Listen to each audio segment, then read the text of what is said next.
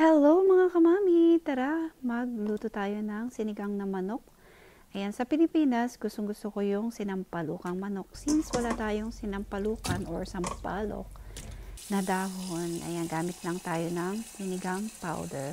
So, ayan guys, ang ginagawa ko dito, pinapakuluan ko muna yung manok. So, hinugasan ko bago ko siya pakuluan para lumabas lahat ng bula. Kung makikita nyo, ang daming bula, diba? So, ang ginagawa ko, pork man yan, beef, ayan, manok, ayan, pinapakuluan ko ng konti para lumabas yung mga bula bago ko lutuin. So, ganun ang mga ginagawa ko pag may mga sabaw akong iluluto. So, maggisa na tayo ng luya. Inuuna ko muna yung luya, and then lagay na natin yung ating sibuyas. Ayan, pag lumambot na yung sibuyas, lagay na natin yung kamatis. Ayan, so marami akong kamatis na nilagay. Ayan, hanggang medyo lumambot na siya, hanggang maging ganyan na itsura niya. Ayan, tapos ilagay na natin yung ating hinugasan na pinakuluan na manok. Ayan, and then gisa lang natin siya. Ayan, pag may nagisa ng ganyan, lagyan na natin ng tubig. And then pakuluan natin hanggang medyo lumambot siya. Kasi madali lang naman ang manok na lumambot. Kaya, ayan, lagyan natin ng chicken bouillon. Ayan, tapos, ang isasahog natin sa sinigang, ang dami kong mustasa sa likod. Ayan, kuha tayo ng mustasa.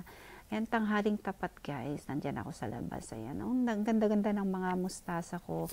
So, ito hindi ko tinanim. Ito yung mga seedless tier na nalaglag. Ayan, so daming ulan. Kaya, ayan, maganda yung tubo nila. Ayan, so lumambot na ang ating manok. Ilagay na natin yung ating labanos. Ayan, so sandali lang naman maluto yung labanos. Ayan, na-check ko na yung medyo wag masyadong malambot. Lagay na natin yung ating okra at sili. Since wala akong hindi ako nakabili ng sitaw, yan lang ang ating gulay na ilalagay. Ayan, so medyo half cook yung ating okra. Ilagay na natin yung mustasa, and last ko yung ating sinigang mix. So, ayan guys, luto na siya. O, diba ang sarap-sarap? Try nyo.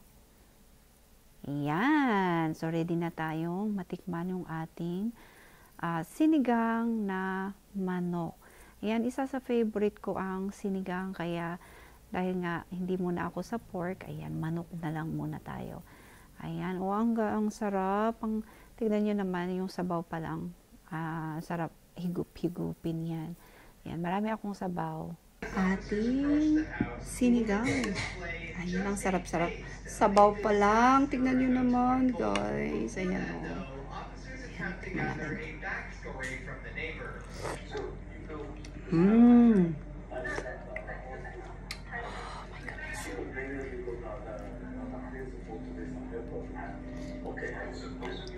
Mmm. Mmm.